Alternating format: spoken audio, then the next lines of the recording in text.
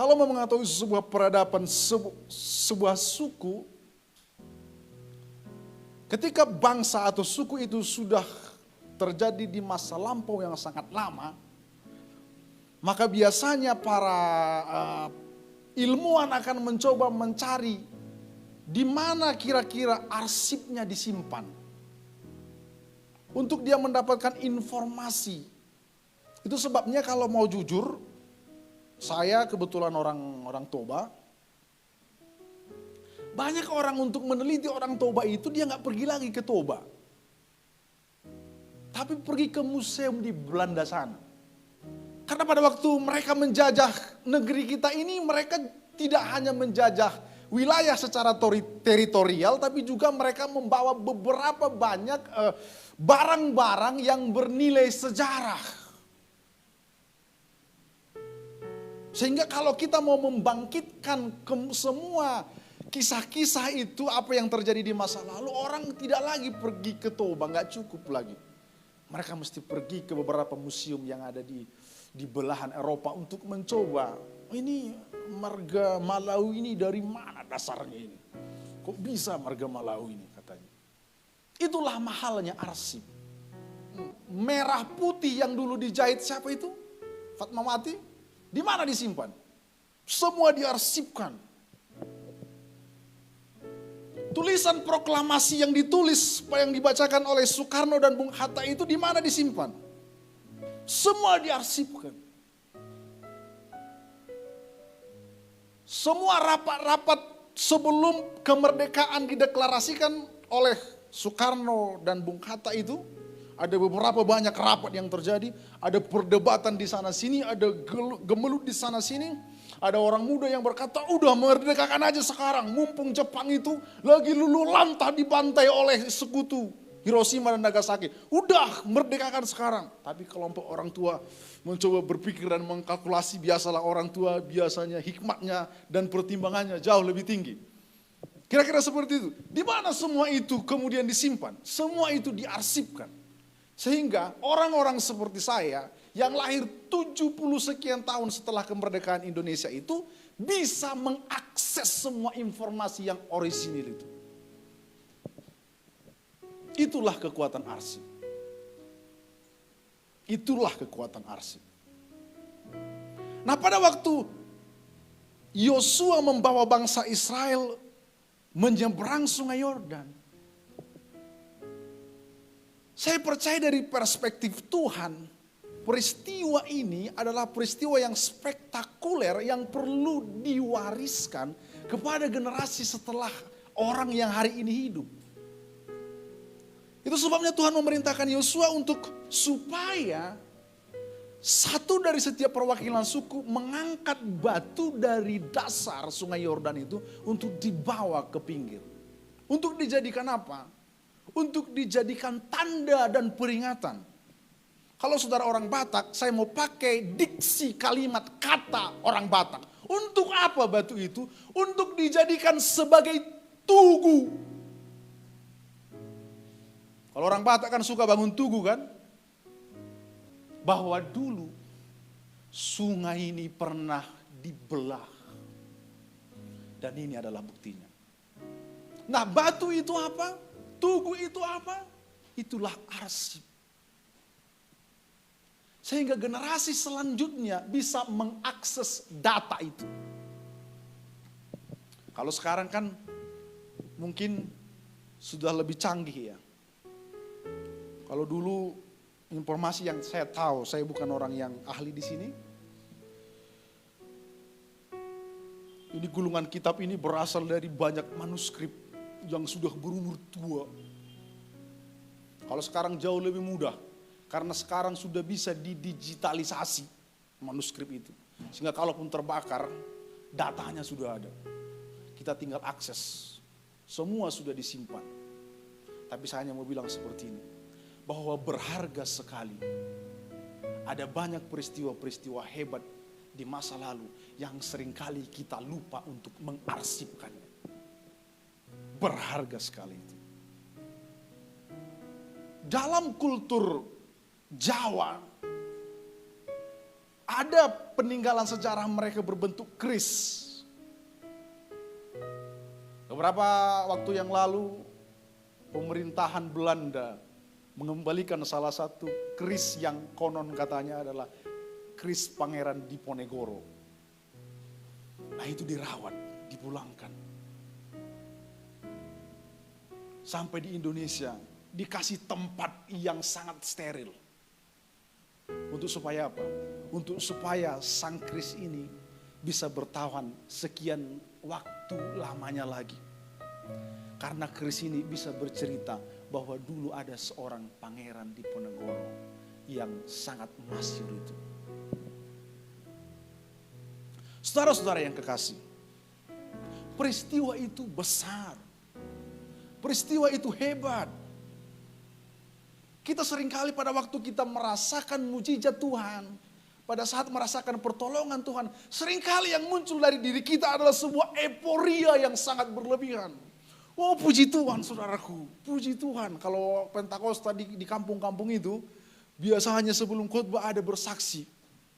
Langsung dia berdiri berjejer 3-4 orang inang-inang. Puji Tuhan, haleluya, haleluya, puji Tuhan.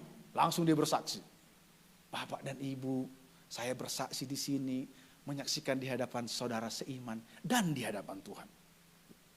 Penting sekali agar supaya mujizat yang kita alami, pertolongan demi pertolongan Tuhan yang kita rasakan, tidak hanya sekedar kita saksikan untuk hari ini. Agar supaya tidak hanya kita saksikan di masa sekarang, tapi jadikan itu menjadi sebuah arsip kehidupan. Keturunan dan generasi bangsa Israel mesti mendengarkan dengan suara yang kerasnya sama, bobotnya sama dengan apa yang dirasakan oleh generasi yang hidup pada zaman mereka menyeberangi Sungai Yordan. Kalau mereka berkata seperti ini, mana buktinya bahwa nenek moyangku pernah melewati Sungai Yordan ini? Mana buktinya? Kita tidak bisa berkata kepada orang muda, yang penting percaya saja kau. Beriman saja kau, itulah kan? Itulah kau kan? Kau itu terlalu berpikir kau. Terlalu kau andalkan otakmu. Sehingga kau tidak percaya sama Tuhan. Kadang-kadang yang muda ini bukan karena terlalu mengandalkan otaknya. Tapi dia memerlukan sebuah narasi masa lalu yang bisa dikecap dan yang bisa dicerna oleh ukuran otak zaman sekarang.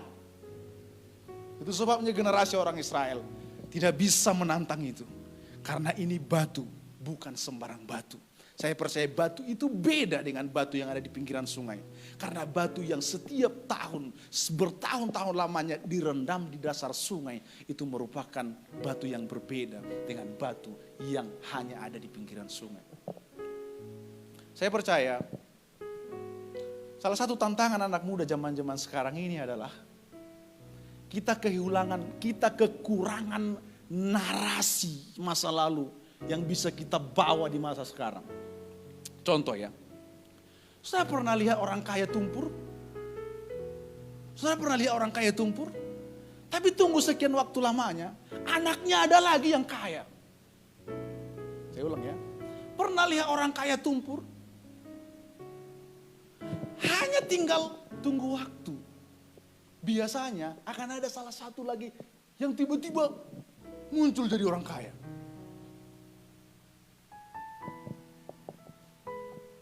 Pernah lihat anak orang susah?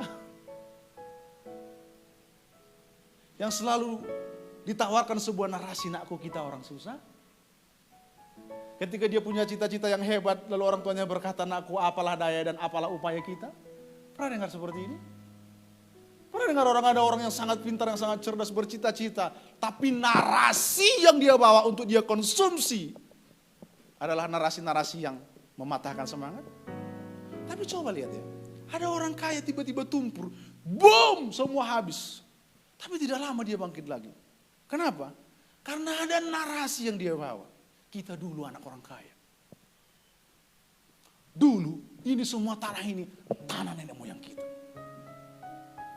Saya percaya, kalau dulu bapak kita kaya, kita pun bisa kaya. Itu narasi yang mereka konsumsi. Boleh katakan apa? Boleh katakan amin. Boleh katakan amin. Boleh kasih tepuk tangan bagi Tuhan Allah.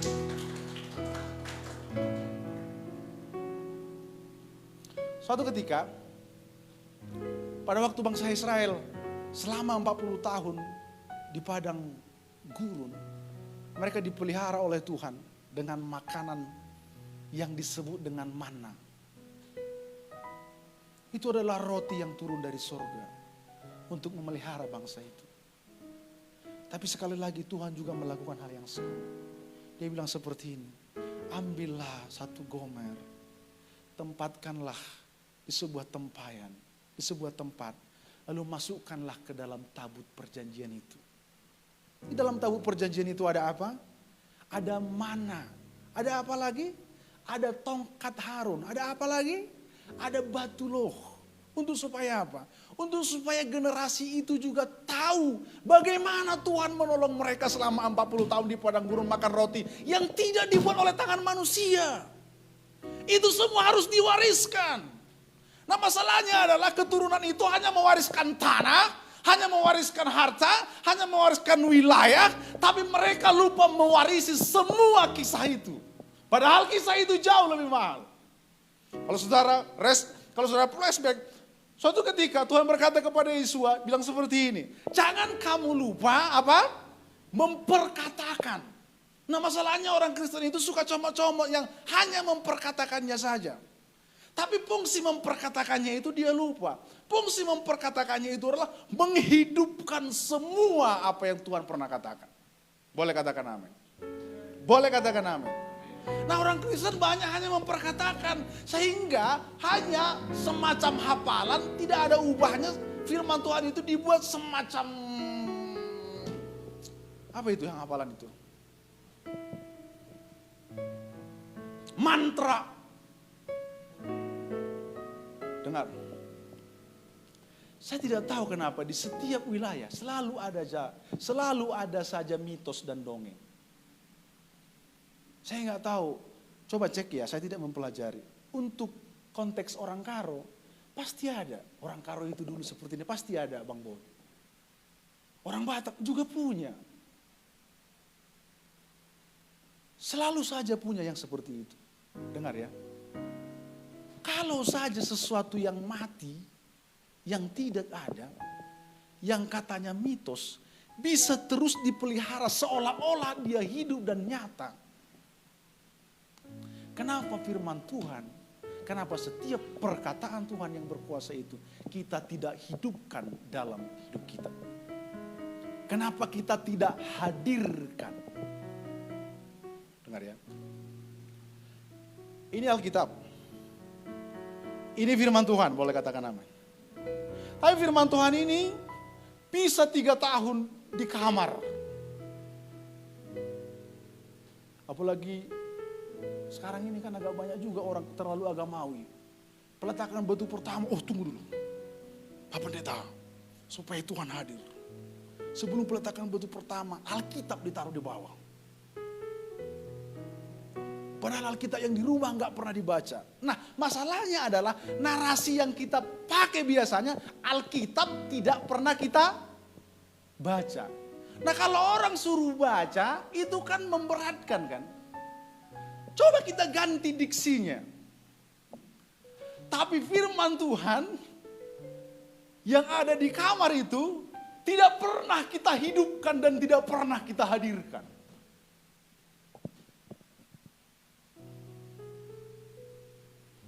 Saya berdoa, saudara dan saya menjadi perwakilan dari generasi yang hidup hari ini, yang menghadirkan, yang menghidupkan setiap perkataan Tuhan yang pernah dilepaskan, yang sudah diredaksikan ini, lalu membawanya kepada generasi. Boleh katakan amin? Boleh katakan amin? Tahu kok saudara anak muda itu suka berimajinasi? Suka sekali berimajinasi. Makanya suka kali yang wanita-wanita nonton drama Korea. Bangun pagi-pagi langsung bawa setangkai bunga. Itu di dunia langit ke-7 pun gak ada itu. Di langit-langit ke-7 gak ada itu. Tapi kan kalau kita nonton seperti itu, berimajinasi lah kita, apalagi kita jomblo kan. Aduh, adalah yang datang bawa seperti itu. Aduh, enak. Kita berimajinasi tuh. Saya hanya mau bilang seperti ini. Kita ini kekurangan narasi untuk kita kunyah. Sehingga harus dimunculkan lagi narasi-narasi yang lain. Contoh, ada yang berpikir seperti ini. Karena anak muda itu sudah kehilangan kekurangan narasi, dimunculkan lagi narasi yang lain. Mana mungkin, jangan-jangan di planet yang lain ada manusia katanya kan. Lalu kemudian ditangkap itu sama sutradara film, langsung kemudian percikan api itu ditangkap, disiram sama bensin, langsung dibuat film alien. Lalu otak kita berimajinasi lagi kan, ketika datang pesawat, jangan-jangan itu pesawat luar angkasa. Tanpa sadar kita ini sudah disetir dari sini. Saya bukan anti ilmuwan, tapi karena kita kekurangan narasi lalu kita comot-comot narasi yang lain. Tapi kita lupa bahwa di Alkitab itu banyak narasi, banyak peristiwa yang sudah diarsipkan yang bisa kita akses. Nah, kalau kita bisa menghidupkan itu di masa sekarang, saya percaya hidup kita tidak akan pernah sama lagi. Boleh katakan amin. Boleh katakan amin. Boleh katakan amin. Nah, salah satu yang saya syukuri dalam hidup ini adalah waktu kecil saya selalu dibawa ke ladang. Samalah sama pengkhotbah minggu lalu, Pak Bonar. Nah, Pak Bonar itu punya kisah unik. Di kampung saya itu kalau bulan 12 lagi musim panen padi darat. Nah, kalau musim padi kan harus jaga padi kita kan. Nah, kalau jaga padi kita yang paling tak enak itu pagi-pagi. Karena kita lewat semua basah. Lalu kita kelilingi semua. Kadang-kadang burung ini banyak kali yang bandal. Udah kita bilang seluruh suara yang bisa kita tiru sudah kita keluarkan. Kayaknya dia gak takut. Hus. Dia gak pergi. Uralak. Hus. Kadang-kadang bawa apa itu? Plastik yang diikat sama kayu kan. Itu kalau diginikan, rusak gitu. Ada aja burung yang bandal. Bukan cuma manusia yang bandal, burung pun ada yang bandal. Sampai harus pergi kita mendekat gitu. Itu pun kalau jaraknya nggak 3 meter dari sini ke sana, dia nggak pergi-pergi. Gitu. Suatu ketika Pak Bonar, semoga dia nonton ini. Kalau di kampung saya itu kalau mau beli ke warung, kalau di kota kan namanya beli kan. Beli gitu. Nah, karena saya orang Inggris, di kampung saya itu kalau mau beli ke warung, ijo katanya. Minta gitu. Nah, karena setiap hari dia jaga padi. Kalau jaga padi itu kan cuma satu kata yang perlu, hus. Nah, waktu disuruh dia ke warung, karena udah kebawa-bawa, mau bilang ijo, mau bilang beli, dia bilang hus katanya. Hus. Ya orang kan gak datang-datang, habis dia dimarahin. Oh, yang kau pikirnya aku burung katanya. Nah, karena saya adalah seorang anak petani, maka cerita petani lah yang bisa kuceritakan. Bapak saya gak pernah bawa saya ke mall. Orang pergi ke Medan, saya gak tahu di mana Medan. Ceritalah mereka, kami ke Medan. Dulu yang ada Medan Mall sama Medan Plaza. Naik lift kami teh. Di otak kita ini kan langsung berimajinasi kan.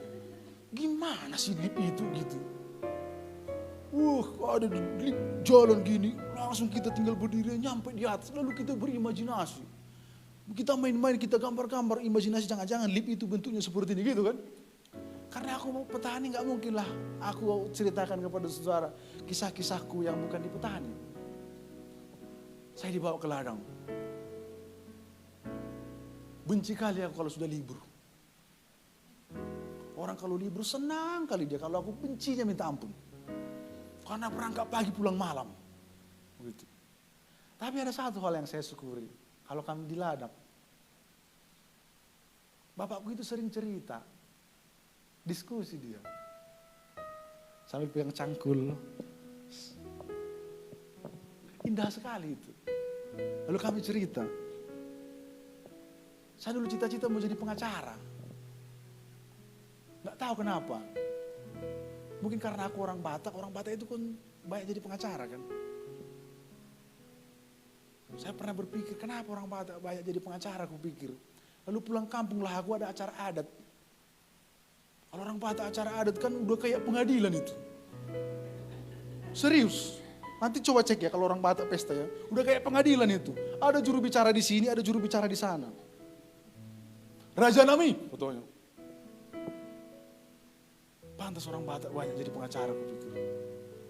Nah kami dilarang, kami cerita-cerita. Aku cita-cita jadi pengacara, Pak. Oh mantap. Sambil ke ladang ini. Saking asiknya kita cerita, berhenti kita mencangkol. Katanya, ayo sambil cerita, sambil kerja. Disitulah narasi-narasi yang baik banyak kuserap. Keras hidup ini aku. Jangan main-main hidup ini. Kalau aku mengalami kegagalan, aku pulang. Disitulah aku mendapatkan narasi yang baru lagi. Sabar. Begitunya hidup ini. Banyak hal harus dilalui. Sabar. Jangan putus asa. Begitulah kuatnya narasi mempengaruhi alam bawah sadar kita. Jangan membaca firman Tuhan dalam konteks baca firman Tuhan. Baca firman Tuhan. Satu pasal satu hari. Harus.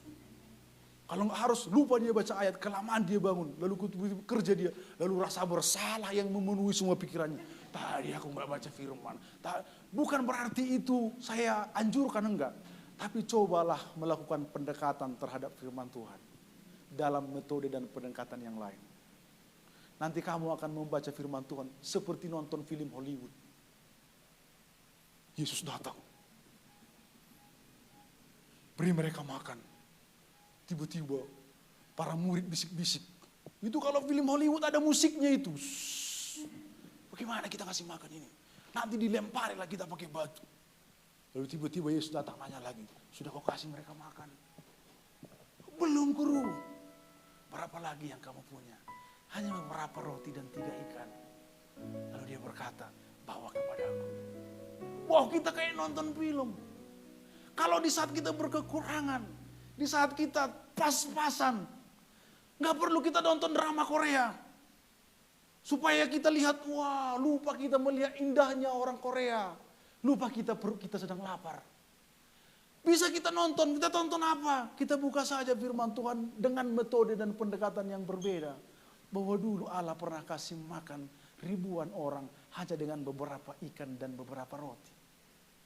Cuman karena musiknya kurang. Jadi kurang dramatis. Nah kalau film Hollywood itu sudah ada musik direktornya itu. Nanti pas di sini, gini buat musiknya. Pas lagi tegang, buat musik dangdut, kan nggak mungkin. Pas lagi tegang mau dibunuh nih. Pada waktu Abraham ingin mempersembahkan Ishak. Buat musiknya. Kan nggak mungkin pada waktu itu semua.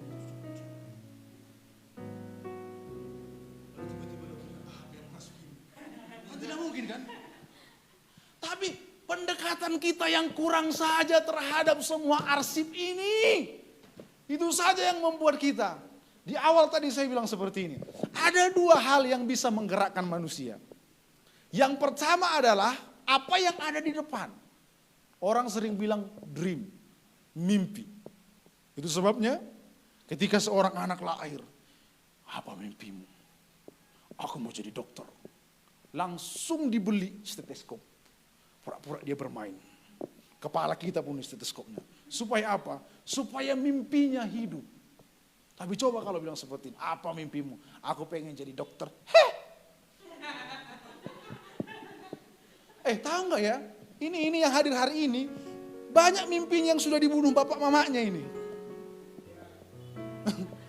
Nggak tahu saudara jujur apa tidak jujur, ini banyak mimpinya yang dibunuh tetangganya. Hati-hati kalau saudara punya mimpi ya, hati-hati loh. Nggak boleh sembarangan cerita sembarangan orang. Yusuf itu bermimpi, mimpinya hebat.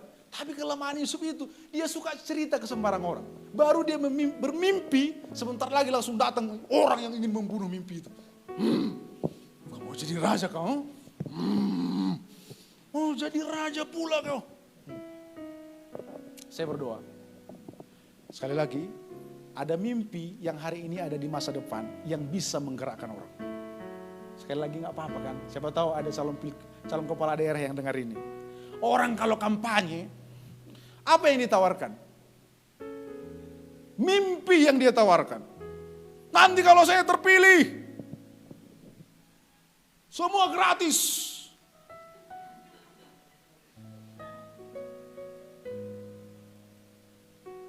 Kalau saya terpilih, semua pendidikan SMA gratis. Kalau saya terpilih, kalau saya terpilih, apa itu semua? Saking pandainya dia tahu kok saudara, kalau orang sudah calon kepala daerah, ada direktur pemasarannya itu. Nanti kalau kau jalan Pak, jangan jalan gini.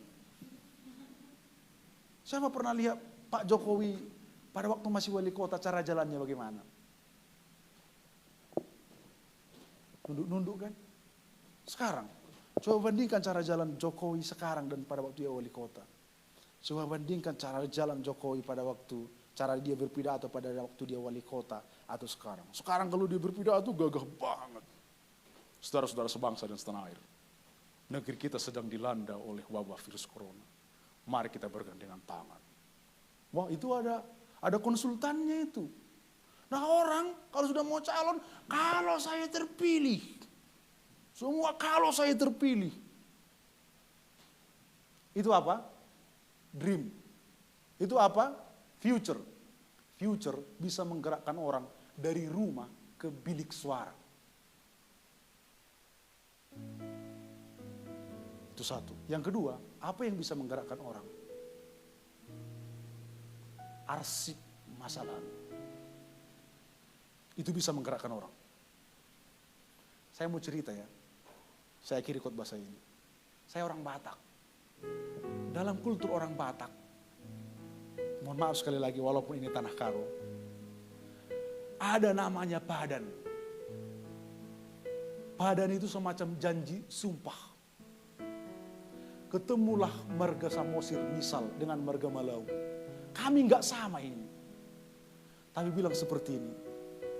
Mulai hari ini keturunanmu akan kuanggap sebagai keturunanku. Dan keturunanku harus kau anggap sebagai keturunanmu. Mulai hari ini sampai seterusnya. Tidak akan pernah jadi keturunanku memperistri keturunanmu dan keturunanmu memperistri keturunanku. Sehingga kalau generasi yang berdua ini ketemu, walaupun tidak sama, mereka bilang, Bang Horas. Siapa yang menggerakkan tangan lalu bilang, Bang Horas? Siapa yang menggerakkan itu? Narasi masa lalu yang ditanam itu. Saya mau bilang seperti ini. Narasi masa lalu yang jelek, yang ditanam di dalam pikiran kita, harus dicabut hari ini. Percayalah, segala sesuatu yang bisa ditanam, itu masih bisa dicabut. Dan di dalam hadirat Tuhan, saya berdoa, semua narasi yang baik, sebuah arsip yang baik, itu yang kita terima daripada Tuhan. Dan itu yang menggerakkan kita, boleh katakan amin. Itu yang akan mendorong kita, boleh katakan amin. Itu yang akan memaksa kita, boleh katakan amin. Saya berdoa, saudara dan saya ada pada kebenaran ini.